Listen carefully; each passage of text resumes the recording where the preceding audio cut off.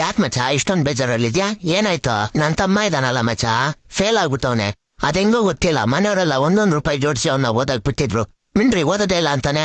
ಅದೇ ಮಚ್ಚ, ನಾನೆಂಗ್ ಓದಿದೀನಿ ಗೊತ್ತಾ? ನನ್ ಮನ್ಸಲ್ಲಿ ಓದ್ಬೇಕು ಅನ್ನೋ ಕಿಚ್ಚಿಟ್ಕೊಂಡು ಆ ಬೆಂಕಿಯಿಂದ ಓದಿದೀನಿ.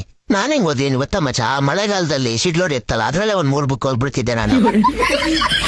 ನಾನು ಬೆಂಕಿದು ಎಮೋಜಿ ಇರುತ್ತಲ್ಲ, ಅದನ್ನ ಒತ್ತಿ ಓದಿದೀನಿ ಮಚ್ಚ. ನಮ್ ತಾತ ಬೀಡಿ ಸೇರ್ತಾರಲ್ಲ, ಅದ್ರಲ್ಲೂ ಒಂದ್ ಬುಕ್ ಓದ್ಬಿಡ್ತಿದ್ದೆ ನಾನು. ಮಚ್ಚ, ನಮ್ಮ ಮನೆ ಹತ್ರ ಎಲ್ಲೋ ಬೆಂಕಿ ಬೆಳಕ್ ಬರ್ತಿತ್ತು ಮಚ್ಚ, ನಾನು ಅದ್ರಲ್ಲಿ ಓದ್ತಾ ಇದ್ದೆ. ಮಚ್ಚ, ಅವಾಗ್ಲಿಂದ ನಾವಿಬ್ರೇ ಹೇಳ್ತಾ ಇದೀವಿ. ನೀನ್ ಹೆಂಗ್ ಓದ್ದೆ ಮಚ್ಚ? ಮಚ್ಚ, ನಾನಾ CSK ಅವರಿದಾರಲ್ಲ, ಅವ್ರು ಎತ್ತಿಕ ಉರಿಸ್ಕೊಂಡು ಅದ್ರಲ್ಲಿಂದ ಬೆಂಕಿ ಬರ್ತಿತ್ತು ಗೊತ್ತಾ, ಅದ್ರಲ್ಲಿ ಕುತ್ಕೊಂಡು ಓದ್ತಾ ಇದ್ದೆ ಮಚ್ಚ.